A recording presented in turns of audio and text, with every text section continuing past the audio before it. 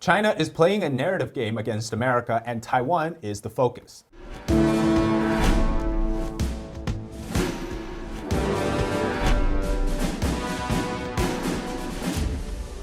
Welcome to China Insider, I'm David Zhang. Please subscribe to our channel and like this video, and also comment below what your thoughts are about our topic today. This is the former president of Taiwan, Jeou, and he just landed in Shanghai for a 12-day visit. The goal, as he says, quote, peace can come to Taiwan soon. What he's in China for is seeking to improve the Taiwan-China relationship. But what exactly does that mean, and how does it fit into the global narrative campaign the Chinese Communist Party is playing? Most importantly, why does it matter to you?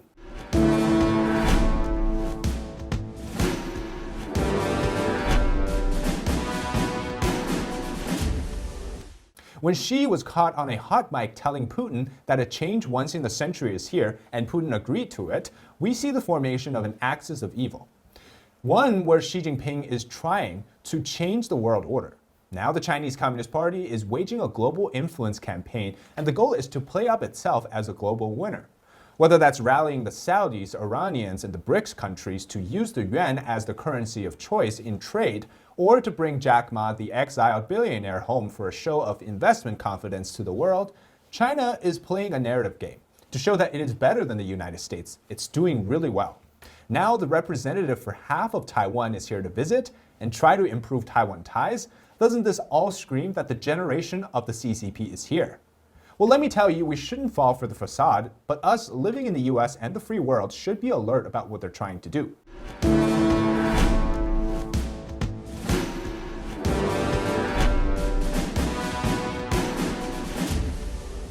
Since 1949, the Chinese Communist Party has only had one mission at the top of its mind: to take Taiwan. Of course, they want to eventually topple the US and America's dominance around the world, but by force or by united front influence, the end result should establish Taiwan as a province of China. United Front refers to networks of groups and key individuals that are influenced or controlled by the CCP and used to advance its interests. Now, we're used to the idea that the Chinese military will wage a full-scale invasion to take the island by force, one where the US is countering by sending its own forces along with Japan and other allies to defend Taiwan.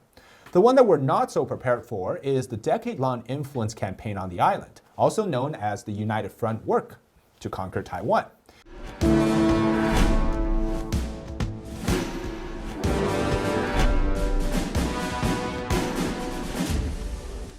The question is, why is Jeou visiting China? He says he's paying tribute to his ancestors and exchanging cultural differences, but the key here is the fact that the CCP embarrassed him by not even rolling out a red carpet at the airport of his arrival, and not even sending a prominent official to greet him.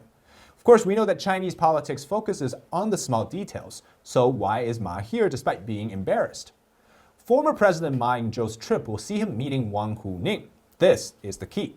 You might remember Wang from this video. Here, when former chairman Hu Jintao was removed from the 20th Party Congress back in November last year, Wang posed the jacket of another Politburo member to stop him from interfering with Xi Jinping's order.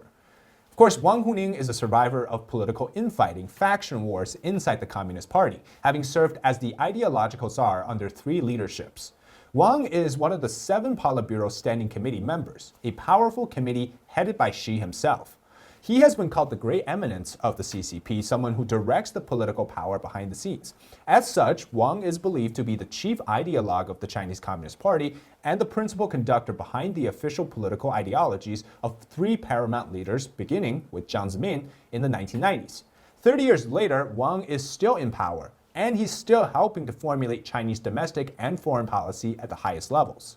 Wang is a cunning CCP member that's directing the party's political ideology in Taiwan. And in 1991, he actually wrote a book called America Against America. That book's content is now mainstream inside the party, directing the political warfare against the United States.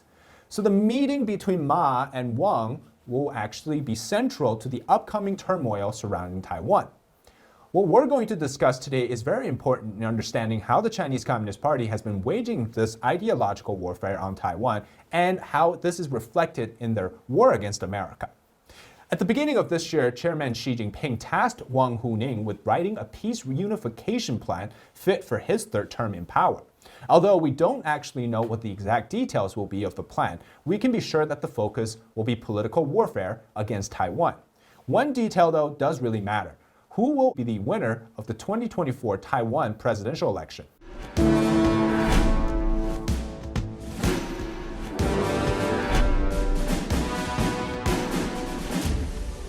When Xi tasked Wang Huning with writing the peace unification plan, he gave a hard deadline.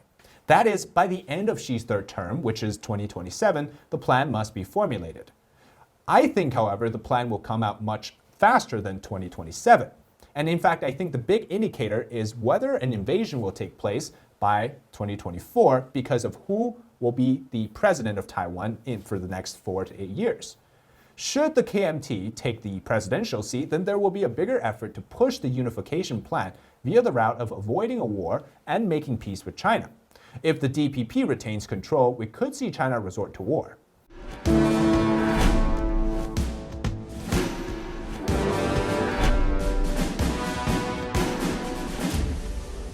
To understand why the formulation of a peace plan is entertained by the CCP, we have to revisit the Chinese Civil War. The CCP didn't win the Civil War by fighting properly. They co-opted KMT officers to act as spies, and they hid in the deep countryside when the Japanese invaded during World War II, and they basically watched the KMT lose their forces fighting against the Japanese. So by the time the Civil War started, the KMT lost its fighting power. And the CCP gained victory using deception, united front work, and co-opting the chain of command in the Nationalist Party to corrupt them from within. How the CCP managed to defeat a much more powerful KMT or Nationalist Party, that formula for the CCP is a winning one. In other words, if the CCP can take Taiwan without firing a shot, they will. And that formula is being replicated to defeat the US at the same time.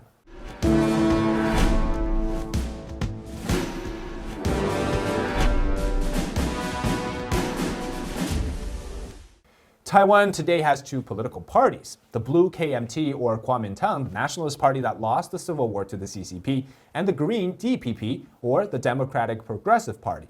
And the current president Tsai Ing-wen belongs to the Green Party.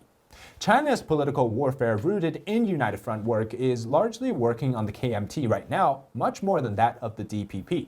Now, the KMT is seen as a more pro-peace plan and more pro-unification party than the Democratic Party. President Jeou was elected president from 2008 to 2016 and is a member of the Blue Party. President Ma's visit is being used as a part of the influence campaign around the world, one where it paints the CCP as the all-powerful.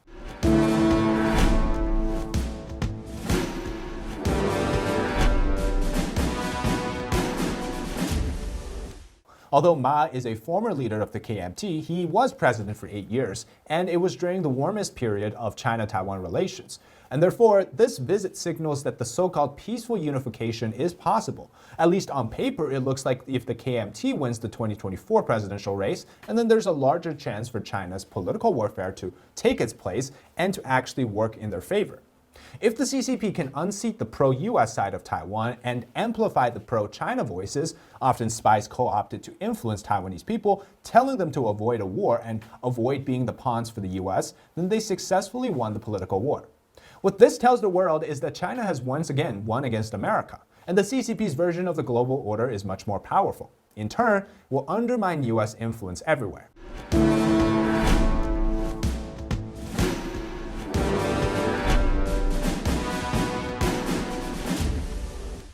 Let's broaden the picture here. What's happening in Taiwan is at the same time happening to Americans. The CCP is actively trying to unseat pro-American power everywhere.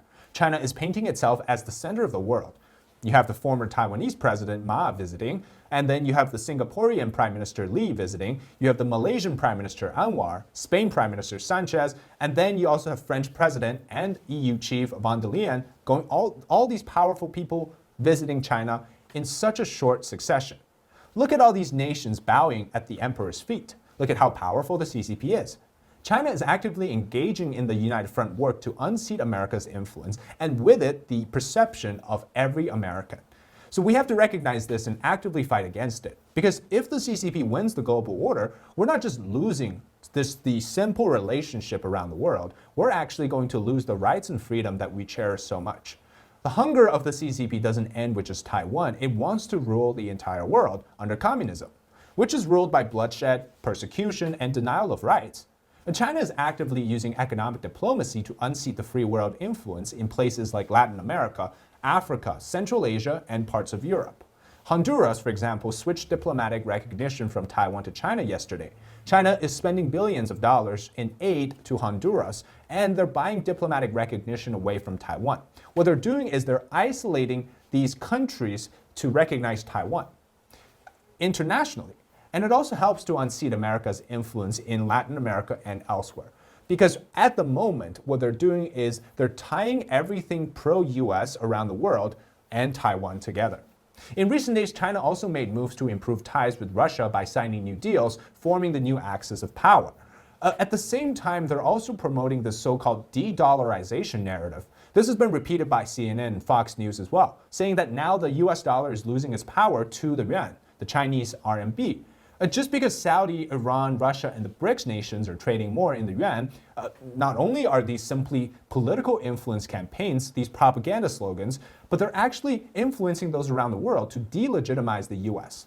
Of course, this is a difference, right? We can criticize the domestic policies in the United States freely, but when this is translated to be something that actively unseats the influence of the United States, then the nature of it changes. This is actually United Front messaging for the sake of corrupting people's confidence in the American-led global order. And not only can the yuan never be liberalized because the Communist Party policies dictate that the yuan is actually controlled by the party, but the idea that the US dollar can be easily unseated by the yuan is absurd in nature. The US dollar standard is controversial, we can argue that, but it is still built on the credit confidence and the trust of the American system and its economy. If the yuan were to dominate the global currency, we're not simply getting another free market currency replacement, we're actually bringing digital totalitarianism and central planning globally. The people pushing for the yuan to be the dominant source are calling also for things like crypto digital currency, or they're calling for things that are not going to restore the confidence in the free market. Yuan is not a free capitalist currency. It's a Communist Party controlled and manipulated currency. In other words, we don't actually even know if the yuan has any value to itself as it is. And it has been artificially deflated by the government of China for decades to basically for the sake of exporting all of its goods for cheaper prices. Now, the thing is, yuan cannot be freely exchanged. Even though there are certain countries right now regionally buying things in yuan, it is still not recognized globally. What we're seeing is this trend to amplify how powerful China is under the Communist Party to make sure the US seems to be so little and so useless in the eyes of the rising East. We're now basically seeing the divergence of the world, the formation of two hemispheres. Countries will have to choose who they side with. And I personally wouldn't bet my chips on the communists to win because there's no winning. There's actually only losing when they're in power.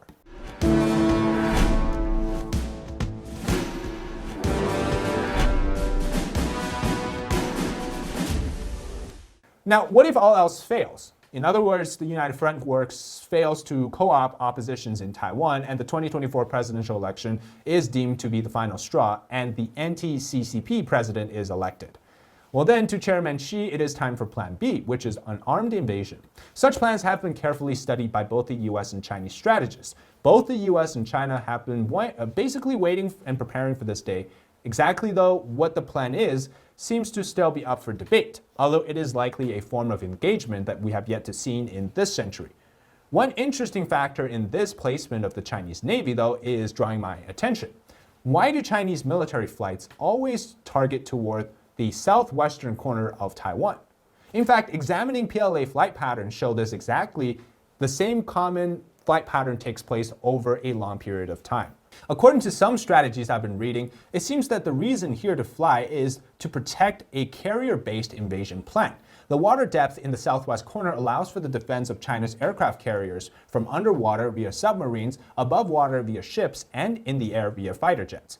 In the invasion scenario of Taiwan, it is likely that China will utilize its aircraft carriers, which are primarily also a target of airstrikes by the United States and allies, so these carriers serve not only a strategic significance, but also a symbol of morale. If the PLA can defend the carrier strike group, it must do so in the southwest corner, provided that there's enough defense space from underwater, above water, and in the skies.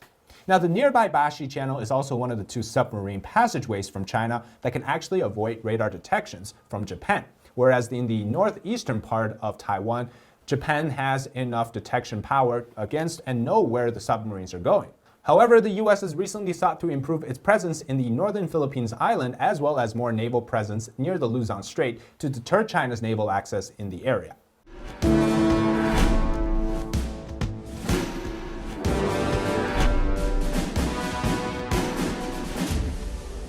Now, what exactly can we do?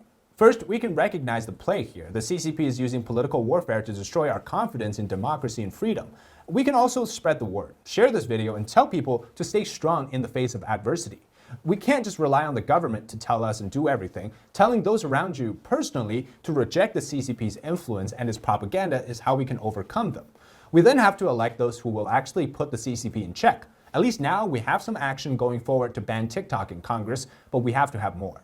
Now, we can also recognize that Taiwan may be isolated from those in Latin America and Africa.